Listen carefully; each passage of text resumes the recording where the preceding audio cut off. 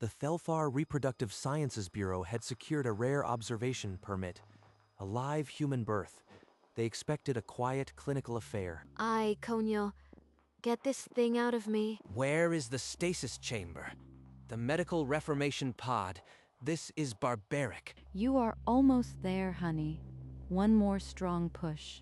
I can see the head. Scheisse. I cannot do this. Why did I agree to another? Behind the one-way glass, 4 green-skinned researchers tensed, their antennae drooping. They knew what came next. The infant slid into the world, wailing, blood smeared, and impossibly delicate.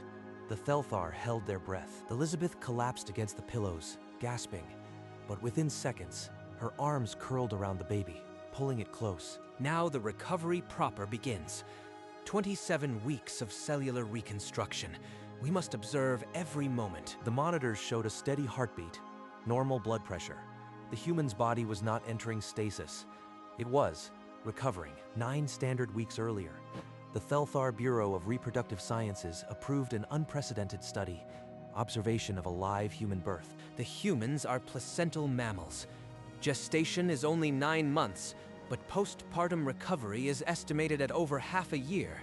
We must document every stage. 6 months? That is fast even for us. Thelfar mothers require 27 weeks of stasis. If humans are similar, this will be routine. Their shuttle departed Thelfar Prime and pierced Earth's cloud cover over Atlanta on a humid Tuesday morning. The hospital rose before them, a block of glass and steel utterly primitive by Thelfar standards. No tissue printing towers, no stasis spires. Remember, minimal interaction. We are here to observe. The human midwife, Patricia, has been briefed. Do not contaminate the data. The air smells of antiseptic and organic decay. No regeneration fields anywhere. How do they heal without them? Team leader, the subject has arrived. She is gravid, approximately 38 weeks, commencing passive observation. Through the window, Elizabeth, a human woman in a gray maternity hoodie, was laughing at something her husband whispered. They do not know what is coming. In a few hours, she will be immobilized for months. We will watch and learn. Patricia Reeves, a midwife with 30 years of experience, met the disguised Thelfar team in a small conference room. Her smile was warm but unflinching. You've read the files. No stasis pods. No cellular reintegration. We do it the old-fashioned way. Gravity, pain, and grit. Gravity? They rely on gravity? The pull of their own planet? This seems catastrophically dangerous. Elizabeth's water broke at 14:23. The team was already positioned behind the one-way mirror, instruments calibrated, every sensor aimed at the delivery bed. For the first hour, Elizabeth breathed through contractions with quiet focus. Marcus held her hand, whispering in Spanish. This is not so bad. Perhaps human pain tolerance is higher than the preliminary estimates suggested. Then transition hit. Elizabeth's body seized, and a raw, guttural cry tore from her throat. The machines beeped in alarm. Ahora sí. Esto duele. Patricia, I need something. Anything. Just breathe, honey. Your body knows what to do. You are stronger than this pain. Through the glass, Peskrin's antennae flattened. This was only the beginning of a marathon they were utterly unprepared for. Ye crib baitak. Get this. Get this out. I am going to die right here. The contractions now came barely a minute apart, each one a tidal wave that left Elizabeth thrashing and swearing in a mix of Arabic, German, and Spanish. 9 centimeters. Almost fully dilated. You are doing beautifully, Elizabeth. Just a few more. Her stress hormones exceed Thelfar lethal limits. This cannot continue. How is her cardiovascular system not collapsing? No stasis gel, no tissue scaffold, no surgical extraction pod. They push the offspring out by muscle force alone. This is a violation of every medical doctrine. But the data, the fetal monitors are strong. Perhaps humans have internal repair mechanisms we cannot detect. I must note this as a hypothesis. Internal repair mechanisms? A desperate thought. Number. This is a primitive biological breakdown. We are about to witness a catastrophic failure. I can't stop it. Patricia, Tell me I can push. Please. I have to push. Go ahead, honey. Give me a big push when the next contraction hits. Let your body do what it knows. The ward monitor spiked in wild peaks. A nurse moved toward the bed. Behind the glass, 4 green hands tightened on recording devices. With a final push, the infant emerged into Patricia's hands, slick and wailing, a tiny fist punching the air. The cry filled the room. Elizabeth fell back, gasping, her body trembling with release. Even before the cord was cut, her arms reached out, fingers grasping for the child she could not yet see. Here she is, Mama. You did it. Elizabeth cradled the tiny, squirming bundle, her tired smile brighter than the surgical lights. Now the critical phase begins. Watch for the metabolic shutdown. The 27-week stasis should trigger any moment. The monitors showed a steady heart rate, normal pressure, no cellular degradation, no stasis markers. She is not entering stasis. Her vitals are stabilizing. This is not in the projections. Uterine readings already normalizing. What regeneration process could possibly be this rapid? Elizabeth, cradling her newborn, closed her eyes. Behind the glass, the Thelthar team held their breath, waiting for the collapse their every textbook predicted. Patricia, turkey sandwich. Now, please. I am starving. Honey, you just delivered a whole human. Let's give it a minute. She is requesting solid protein intake immediately after parturition. This is physiologically improbable. Look, I just pushed a baby out. I am starving. The sandwich won't wait. Patricia signaled a nurse, her expression amused but unsurprised. The Thelthar instruments flickered, unable to classify the request as a medical event. Human Elizabeth, by what cycle do you anticipate regaining independent ambulation? Walking? You mean walking? After lunch, I guess. I am really hungry. A temporary energy surge, a mistranslation. She cannot possibly mean she will stand and walk within hours. Full spectrum monitoring. Record everything. This may be a pre-collapse metabolic surge before stasis. The turkey sandwich arrived on a plastic tray.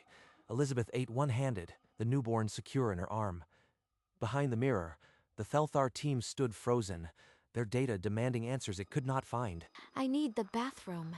Can I get up? Patricia moved to help, but Elizabeth waved her off, steadied herself on the bed rail, and stood, bare feet on cold tile. She handed the newborn to Patricia and walked toward the bathroom.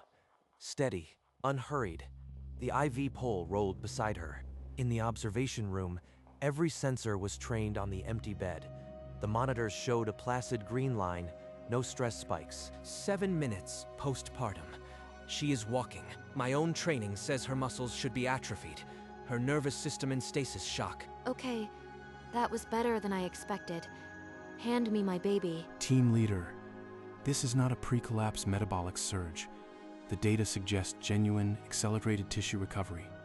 Her uterine involution rate is off our scale. Her cellular regeneration markers are visible already. Look, the graph is not flattening, it is rising. Human tissue reconstructs itself in hours, not months. Then every textbook is wrong. Initiate the full spectrum molecular scan. I want every cellular response mapped before she moves again. Behind them, the bathroom door clicked open. Elizabeth walked back out, baby in arms, as if she had not just rewritten their understanding of biology. Marcus, I am already walking. Yes, walking. Come see your daughter first, then bring the car. She laughed at his stammering reply, the sound easy and light. I am going to walk a lap around the floor. Patricia says it's good for recovery. She stepped out. Behind her, 4 green figures emerged from the observation room, instruments raised. Gait analysis shows perfect stability. Pelvic reconstruction is complete. This is not healing, it's instantaneous. We are not observing a species needing stasis. We are observing one that never required it. Elizabeth paused at a window, the afternoon sun on the baby's face. A nurse passed and smiled, unsurprised. If this is baseline, then every classification of sapient reproductive biology is obsolete. Team leader, active mitochondrial regeneration in her legs. Energy output comparable to 3rd week Thelthar stasis. Humming a lullaby, Elizabeth walked on, a quiet refutation of everything they thought they knew. Patricia, I feel great. Can we start the discharge? My other kids will be home soon. Your vitals are textbook, Elizabeth. No complications. I'll get the paperwork going. Discharge hours after parturition. This is reckless. She must remain for observation. Midwife Patricia, protocol demands extended monitoring. The human maternal architecture is unprecedented. We must observe longer. I respect the study, but our protocols are clear. She's stable, mobile, and healthy. Human discharge criteria are met. Look, I know this is strange for you, but I am fine. I've done this before. I just want to go home and sleep in my own bed. Pes Crin's antennae twitched. The dispute was not a scientific debate. It was a collision of biological realities. Human discharge protocols are 60-minute postpartum vitals, no stasis verification, no cellular integrity scan. A nurse wheeled in a small cart with a digital tablet. Elizabeth shifted the baby to sign with her free hand. The Thelthar team stared at the signing screen as if it were an artifact from a different universe. Elizabeth scrawled her signature, handed the stylus to the nurse, and lifted the baby carrier as if she were picking up groceries. Human Elizabeth, please. One more hour of monitoring. We have never seen this. It cannot be safe. I appreciate your concern. I really do. But I have a 2-year-old at home who needs me. This isn't my first rodeo. Pes Crin's datapad blared a new reading. Cellular repair had accelerated further. Whatever this was, it wasn't stopping. Team leader, her physiological metrics are surpassing optimal Thelthar post-stasis benchmarks. She is in better condition than any recovering mother we have ever documented. Pes Crin lowered the translator. There was no argument against a biological truth that refused to conform. I'll tell you what. You can walk me out. I know you have your scanners. The 4 Thelthar researchers fell into step behind her. Scanners and datapads at the ready. A strange procession out of the maternity ward. You take care of yourself, Elizabeth. And remember, no heavy lifting for a few weeks. They passed the nurse's station, where 2 orderlies paused mid-step, watching a woman who had just given birth walk to the exit under her own power. The corridor emptied before them, the exit doors glowing with Georgia sunlight at the far end. 47 minutes of continuous ambulation. Muscle fatigue markers remain undetectable. Elizabeth shifted the baby carrier to her other hip, the motion effortless and automatic. This is the baseline. Humanity never needed stasis. Our entire biological taxonomy is built on a false universal. The automatic doors gleamed ahead, polished and patient. Marcus sent a message. He's pulled the car around. Not far now. Lumbar alignment optimal. No ligament strain. I cannot find microtears. This is not possible. Pes Crin lifted a scanner, but green hands trembled. Notes from a world he could no longer recognize. We must submit a reclassification proposal to the Bureau. Human maternal architecture is unprecedented. The exit slid open, and warm evening air rushed in, a world already knowing what the aliens had just learned. Just inside the exit, a small coffee shop sign glinted. Elizabeth stopped. You know what? I could use another turkey sandwich. She settled at a small table, unwrapped the sandwich, and bit into it with genuine satisfaction. The baby dozed. The Thelthar team hovered near the napkin dispensers, their disguises flickering as they kept scanners trained on her. She is replenishing glycogen reserves mid-ambulation. There is no precedent. The cafe door swung open, and Marcus burst in, his face splitting into a relieved, incredulous grin. You are eating a sandwich. You just had a baby. I don't know why I'm surprised. He bent and kissed her forehead, careful not to jostle the carrier. Open a line to the Bureau. Priority transmission. Title: Reclassification required. Preliminary observations on human postpartum mobility. Hand in hand, the small family walked on toward the parking lot, the aliens trailing behind, their instruments still recording. Sunset gilded the hospital facade, and at the curb, a blue sedan idled. The exit doors were steps away. Command to shuttle. Prepare full report template. Title: Reclassification required. Human maternal architecture. All data streams to be included. Almost there, little one. She shifted the carrier to her left arm and pushed the glass door with her hip. Outdoor calibration Initiated. Pressure, temperature, terrain variance now factoring. The warm air outside smelled of cut grass and asphalt. Elizabeth kept walking. Team leader. The environmental variance does not affect her metrics. She is maintaining optimal vitals outdoors. The sedan's doors unlocked with a chirp. Marcus opened the passenger side, glancing back at the green shadows still following. Record every step, every metric. This walk is the final evidence. Behind him, the team pressed forward, scanners humming, as Elizabeth took the final steps toward the car. At the sedan, Elizabeth bent and clicked the baby carrier into its base, one-handed, while still chewing. You know, this sandwich is actually perfect. Arm strength holding infant carrier, 93rd percentile for adult humans. Postpartum metrics now outpacing pre-pregnancy norms. Elizabeth straightened, brushed crumbs from her gray hoodie, and lifted her free hand in a small wave. Good luck with your study. Tell them humans are tougher than we look. Tougher than we look. A species that births with fury and walks home without pause. Everything we knew was wrong. The car door thumped shut. The engine turned over, and the blue sedan pulled slowly out of the space. It rolled past them, and through the window, Elizabeth gave one last, tired smile, then faced forward. The ramp led them out. Under the streetlights, the car dwindled, then vanished. The Thelthar stood frozen, instruments still logged, data complete. A 900-page reclassification could now begin. On a bench outside, the 4 Thelthar researchers sat in stunned silence, instruments dangling, datapads glowing with condensed truth. The data is irrefutable. We cannot delay. The Bureau must receive this before anyone else publishes. All biometric streams confirmed. The report will be disruptive. They may not believe it. Pes Kryn opened a secure channel through the shuttle's relay. His hands moved across the holographic interface without hesitation. Transmitting preliminary report now. Subject: reclassification required. Human maternal architecture. The data packet compressed and shot skyward. A blinking light on the datapad, the only evidence it had ever existed. The Bureau will demand exhaustive documentation. We must begin the full monograph immediately. The team rose from the bench, green faces illuminated by the shuttle lights across the lawn. I'll draft the cellular regeneration section. We have more than enough evidence for a paradigm shift. The outline for a 900-page paper began on the shuttle's main console before they even buckled in. The shuttle docked with the Thelthar research vessel, and within minutes, the lab glowed to life. Homeless hell in stark white and blue. Putting the uterine involution graphs side by side. Look at this. Thelthar stasis requires 7 months. The human returned to pre-pregnancy state in under 3 hours. Look at the cellular regeneration markers. Active reconstruction continued while she walked, while she ate.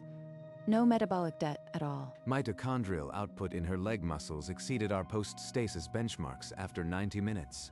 We must title this section Instantaneous Regeneration Evidence. The working title remains. Reclassification required. Human maternal architecture. It will stand. On one screen, the Thelthar recovery timeline, 27 weeks. On the other, Elizabeth's, 4 hours, 12 minutes. The disparity ached. We were taught that a species' birth trauma dictates recovery length, but humans, they convert trauma into momentum. Not momentum. Architecture. Their bodies are built to regenerate under load. The birth itself is a signal to rebuild, not a cause to collapse. The paper's introduction calcified. A new chapter in comparative biology.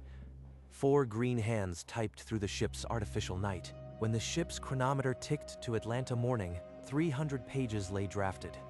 No one moved toward the sleep pods. The document sprawled across multiple screens, 892 pages of evidence. Only the conclusion remained.